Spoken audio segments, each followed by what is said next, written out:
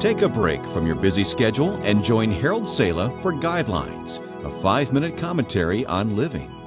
In 1953, Hank Williams was one of America's foremost country singers.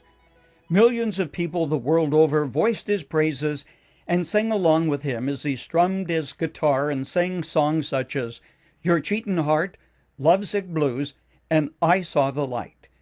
In spite of his fame, Williams was far from a happy man. He drove himself on and on. His song, I'm So Lonesome I Could Cry, was more of an autobiography than just entertainment. Williams was on his way to a stage performance in Canton, Ohio, when he slumped over in the back seat of a taxi. Charlie Carr, the taxi driver, sensing something was wrong, plenty wrong, headed for the nearest hospital. But Williams was gone. DOA, dead on arrival. A combination of drugs and alcohol had delivered a lethal blow to his weakened heart. That night, the theater where he was to perform was packed, and it became the sad responsibility of the stage manager to tell the crowd what had happened to their hero. After the sad but almost unbelievable announcement, a spotlight fell on an empty stage, and the orchestra struck up Williams' then famous song, I Saw the Light.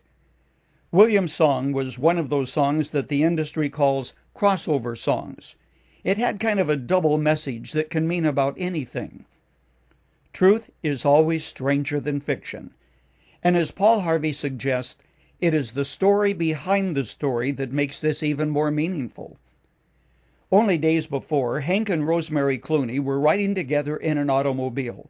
Rosemary turned to Williams and said, Hank, let's sing.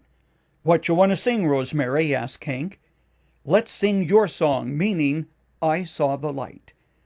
The two of them harmonized together for a few lines, and then Hank stopped singing, buried his head in his hands, and gently sobbed, Oh, Rosemary, there just ain't no light. There ain't no light.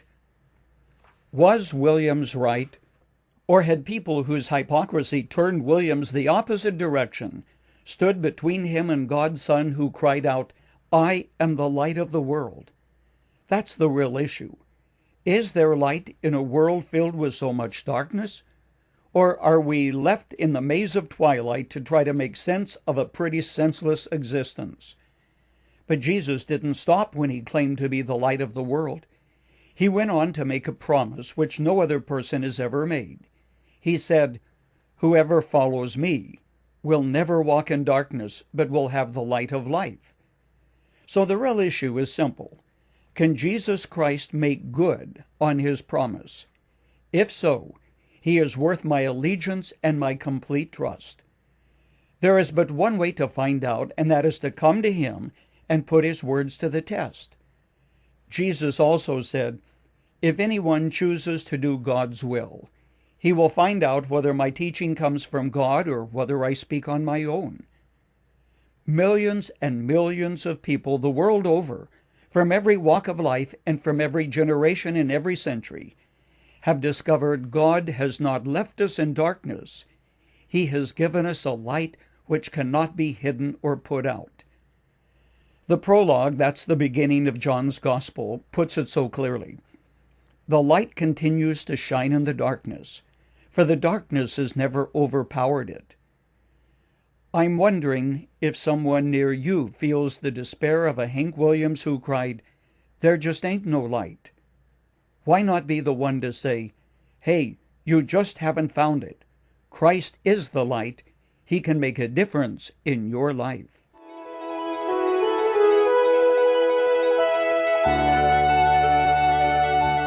You've just heard Dr. Harold Sala with Guidelines, a 5-minute commentary on living. If you would like to listen to the program again, download a copy, subscribe to our e-commentary, or view other resources, visit guidelines.org. We would like to hear from you, too. You can email us at info@guidelines.org. That's info@guidelines.org. Thanks for listening, and we invite you to join us again for the next edition of Guidelines.